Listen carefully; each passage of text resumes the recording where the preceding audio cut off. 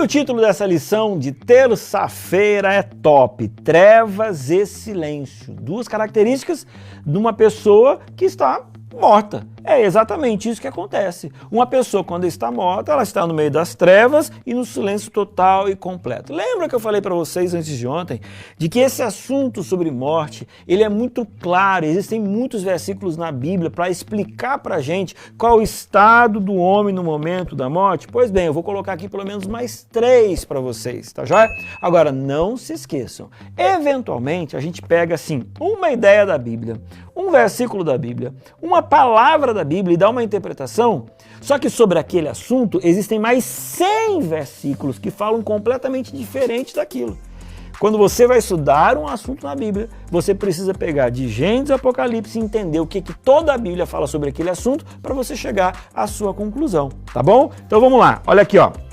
Em Jó capítulo 14, versículo 13, diz assim, olha: que me encobrisses na sepultura. E essa palavra que ele está colocando aqui é a palavrinha que a gente está discutindo essa semana, que ela poderia ser colocada como o quê? Como, ao invés de sepultura, inferno. Agora, veja só, Jó, ele está pedindo, entre aspas aqui, para ir para a sepultura. E ele fala, e me ocultasses até que a tua ira se fosse, e me pusesses um prazo e depois te lembrasses de mim. O que ele está falando? Ele está falando assim, ó, eu quero ir para a sepultura, eu quero ir para a sepultura. Agora, se Jó soubesse que a tal da sepultura, e ele tivesse esse entendimento, que a sepultura era inferno, um lugar que ele ia queimar, que ele ia sofrer, que ele ia ter dificuldade, você acha que ele pediria para ir para lá? É claro que não. Olhe para o livro de Jó e perceba claramente qual é a visão que ele tem a respeito da morte. A morte é para ele um momento de fim, um momento em que a pessoa não tem mais consciência, um momento em que a pessoa não sabe de absolutamente mais nada, que é exatamente o que em Salmo capítulo 6, versículo 15, a gente tem essa noção. Pois na morte não há recordação de ti. No sepulcro, quem te dará louvor? Então essa ideia de que uma pessoa morre e ela vai para o céu, não tem sentido. A Bíblia diz que não. Não existe lembrança e não existe nenhum momento de louvor.